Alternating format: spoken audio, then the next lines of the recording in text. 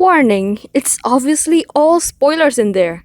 But if you want a refresher in preparation for season 2, or simply don't care, well, come on aboard! So, Demon Slayer takes place in Taisho era Japan, where demons exist. These demons are former humans who sold their humanity in exchange for power.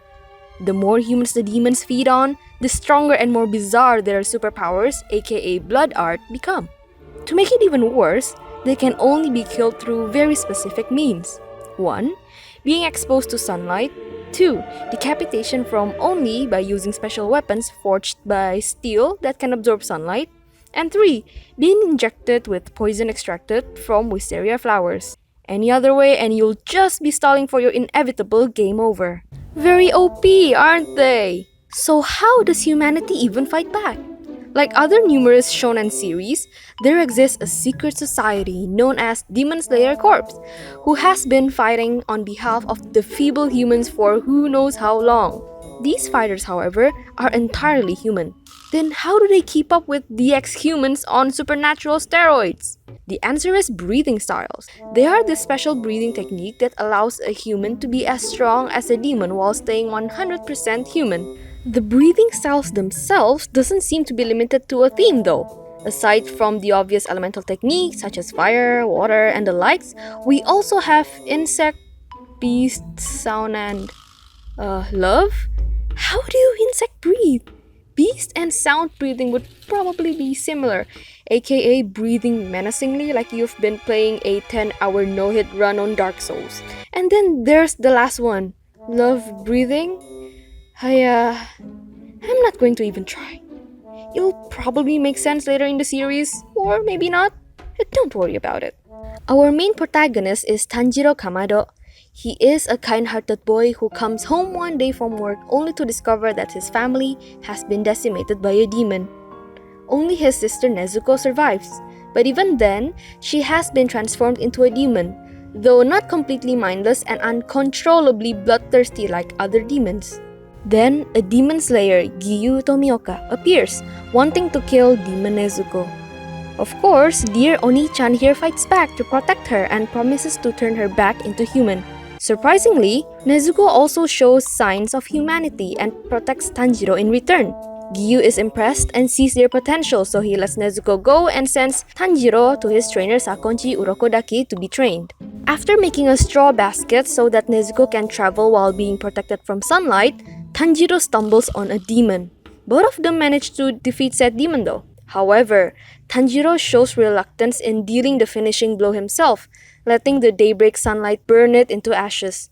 This made Urokodaki worry that Tanjiro's kindness and weak resolve could be his downfall. Despite that, Urokodaki still brought him and Nezuko to Mount Sagiri, his home where he tests Tanjiro one last time. Tanjiro has to descend from the peak of the mountain before daybreak, where the air is thin and he has to avoid numerous traps and pitfalls stalling him. Using his keen sense of smell, Tanjiro passes Urokodaki's test and is accepted as his disciple. Then, Tanjiro went through a training montage while Nezuko stayed asleep. For over a year and a half, Tanjiro trains with Urokodaki on improving his physical form and learn how to use total concentration breathing, the breathing styles used by Demon Slayers. However, in order to become an official Demon Slayer, he has to pass final selection, which is a survival test administered by the Demon Slayer Corps themselves. But Urokodaki won't let Tanjiro join the test until he successfully slices a boulder with his sword, and that boulder is huge! But this is anime, so don't think too much about the physics. However, Tanjiro doesn't manage to slice the boulder until 6 months later with the help of the souls of Sabito and Makomo, two orphans raised by Urokodaki who were killed during the same test Tanjiro is going to do. Qualifying for the final selection test, Tanjiro arrives at the test area and was told to survive for 7 days. All was fine at first, but then he met one powerful demon who is so hard to draw. So much hands! Anyways, we found out that he has made it a tradition to kill Urokodaki's disciples as a form of revenge, including Sabito and Makomo. Enraged, Tanjiro managed to decapitate the demon and thus ending the vengeful cycle. However, Tanjiro became a more interesting character when he shows compassion when the demon emanates a sad scent when disintegrating. He is a bit more interesting than other shonen protagonists, as in, he is compassionate but not naive. He knows the reality of the world and accepted it, embracing the tragic and unfairness of the circumstances that made the humans give up their humanity in the first place. But he also does not exempt them from their previous slaughters. Hence, time and time again, he would earn the gratitude and respect of the demons he slayed with his empathy, and it always gets me. Anyways, Tanjiro and three others, plus one, end up passing the exam. When he went back to Urokodaki's cabin, a tearful Urokodaki and Nezuko welcomed him with a hug. Not going to lie, this part made me tear up. Anyways, after Tanjiro got his sword, his crow proceeds to deliver his first mission, to defeat a swamp demon who has a preference in devouring young girls. Tanjiro sniffs his way into battle, and together with Nezuko, they fought the demon and won. But before annihilating him, Tanjiro asked the demon about Muzan Kibutsuji, the 1,000-year-old progenitor of all demons, as well as the only one who has the ability to turn humans into demon. But the swamp demon is completely terrified of that name and can't give any information to Tanjiro. But no worries! Because in the next town, Tanjiro caught the scent of Muzan, who was pretending to be human. And with an air of utmost nonchalance, the king of pop and demons casually turned a random passerby into a demon to distract Tanjiro and slipped away. Assisted by Tamayo, a demon doctor, and Yushiro, her simper, Tanjiro and Nezuko are given refuge in her house. Tamayo then explains how every demon contains Muzan's blood. Hence, their locations and behavior can be tracked by him. This explains the swamp demon's intense fear because should any demon mention him to anyone, their cells will be destroyed. This is called the Kibutsuji curse. Man, it must be tiring to keep tabs on countless demons this way. Muzan Jackson here must have the mind strength of Professor X. Even as a doctor who is adept in the art of research and experimentation, it took Tamayo over 200 years of research to finally undo Kibutsuji's curse on herself and learn the ability to turn humans into demons. Although, with her respect for human life, she only performed them on patients that are dying and chose to be turned, Yushiro being one of them. As Tamayo also wanted to develop a cure to turn demons back into humans, she asked Tanjiro to let her study Nezuko's blood and also bring blood from powerful demons related closely to Muzan for her research. This is the groundwork for the rest of the series, the escalation of the ever-powerful demons, the 12 Moons. Meanwhile, Muzan sent two of his lesser demons, Susamaru and Yahaba, to hunt Tanjiro. Emulating a pinball game with the danger level cranked up to 11, the battle starts. Yahaba's blood art is to control both direction and velocity, and only with Yushiro's vision can Tanjiro see and counter the arrows, successfully slaying him. However, the battle severely exhausts Tanjiro and he is unable to join the fight against Susamaru. Meanwhile, a healing serum buffed Nezuko and Susamaru played the most vicious game of soccer that even Messi would be in awe of. However, Tamayo knew Nezuko would lose in time, so she manipulated Susamaru into activating the Kibutsuji curse on herself. And it's not pretty at all. This truly showcases on how despicable Muzan is, even to his most devout of followers. The Kamado siblings then part ways with Tamayo and Yushiro, and met one of those who completed the final selection with Tanjiro, Zeitsu Agatsuma. This guy's deal is basically a super coward when awake and then balls to the walls awesome when unconscious. So he chalks his survival on luck alone. Now, this puts what you call humble to a fault to a whole new meaning. Anyways, Tanjiro met him comedically harassing a marriage out of a girl in fear adult desperation. Zeitsu, you should at least offer her a dinner date before popping out the commitment contract. I am not impressed. Anyways, both of them arrived at the mansion where a demon with the blood art of limited spatial manipulation reside. Tanjiro and the terrified Zenitsu ended up separated, towing a sibling each whose brother is trapped in the mansion. Meanwhile, we also get to see Inosuke Hashibira, a boar-headed demon slayer who uses self-taught beast breeding technique to easily dispatch one of the three demons that resides within it. One other was sleep killed by Zetsu's super badass thunder breathing, while the last one is killed by Tanjiro after a very epic room flip battle, which sadly I can't convey well with my scribbles. Not going to lie, this is one of the rarest instances where I can say how the manga doesn't do the anime justice. The CG used is just so inventive and so good. We also got an explanation of humans with rare blood called Marechi, whose nutritional value is worth 50 to 100 humans and when consumed can give immense power leap, basically living steroids for demons. After his victory, Tanjiro brought the two siblings and went out of the mansion, only to see Inosuke beating a badly wounded Zetsu, who is painfully protecting Nezuko's box. This is the moment when every audience falls in love with Zetsu. Despite his exaggerated cowardice he constantly shows earlier, he finally grows a spine and defended what Tanjiro says is more important than his own life, even though Zetsu already knew there was a demon in there due to his sense of hearing being as sharp as Tanjiro's sense of smell.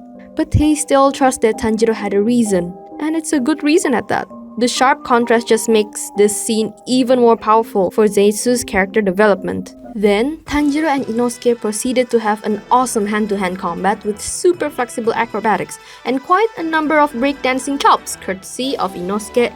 However, he still gets knocked out when Tanjiro bulldozes one heck of a headbutt with his bedrock head apparently. Not to mention it's revealed that the wild boar has such a pretty face. Anyways, after their resting, healing and bonding time, they head to their new mission, this time against Spider Demon Rui, one of Muzan's 12 moons.